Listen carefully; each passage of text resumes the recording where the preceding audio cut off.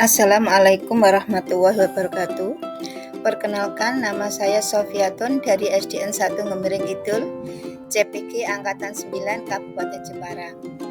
Saya akan memaparkan tugas 1.1.A.7, elaborasi pemahaman atau koneksi antar materi modul 1.1. Pertanyaan pemanik.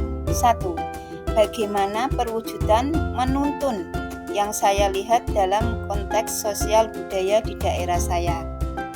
Yang kedua, mengapa pendidik perlu mempertimbangkan kodrat alam dan kodrat zaman? Yang ketiga, apa relevansi pemikiran KHD pendidikan yang berhamba pada anak dengan peran saya sebagai pendidik? Menurut saya, pertanyaan pemanik nomor 1, perwujudan menuntun yang saya lihat dalam konteks sosial budaya di daerah saya adalah membimbing anak bersikap sopan, santun, melatih anak agar bisa melakukan kegiatan budaya daerah saya seperti sedekah bumi, rewang atau sambatan, ruahan, tedak sinten, berjanjen dan tahlilan.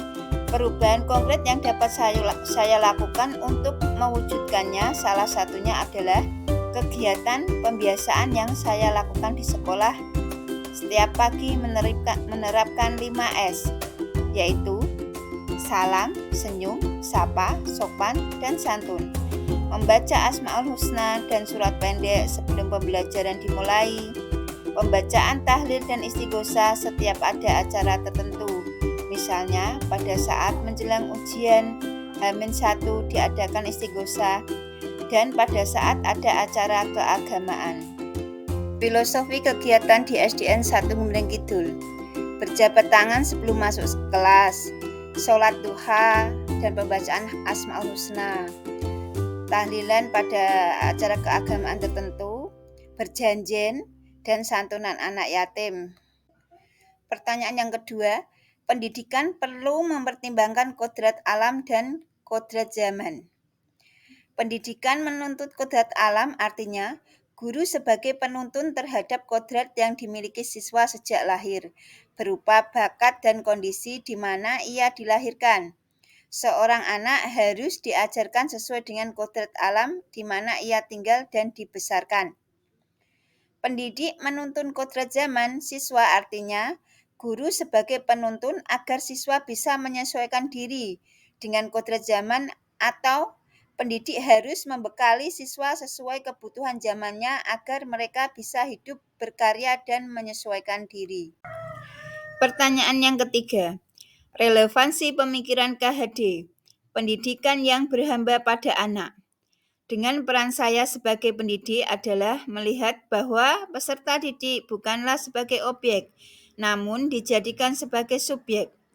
Memberikan mereka kesempatan dan fasilitas mereka dalam mencapai tujuan pembelajarannya. Seorang guru harus memiliki rasa hormat, memuliakan anak sehingga tumbuh perasaan tersebut, maka tanpa disadari dalam diri anak akan tumbuh rasa senang. Kondisi ini akan bisa memudahkan siswa untuk menyerap ilmu, pengetahuan yang guru berikan sehingga akan membawa hasil yang diinginkan. Gambaran proses pembelajaran yang merefleksikan pencerminan pemikiran Ki Hajar Dewantara. Pendidikan harus relevan dengan kehidupan secara umum, mencerdaskan rakyat serta mengangkat martabat bangsa. Setiap individu harus bisa memaksimalkan potensi yang dimiliki. Kecanggihan teknologi dapat dijadikan sarana memperluas jaringan serta meningkatkan wawasan global.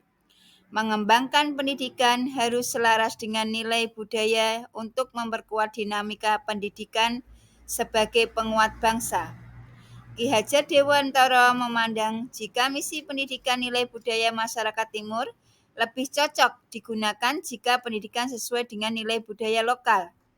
Guru dapat berperan kembali sebagai insan yang membimbing serta memimpin anak didik dengan lembut untuk mengembangkan bakat, potensi, dan karakter peserta didik. Terima kasih. Wassalamualaikum warahmatullahi wabarakatuh.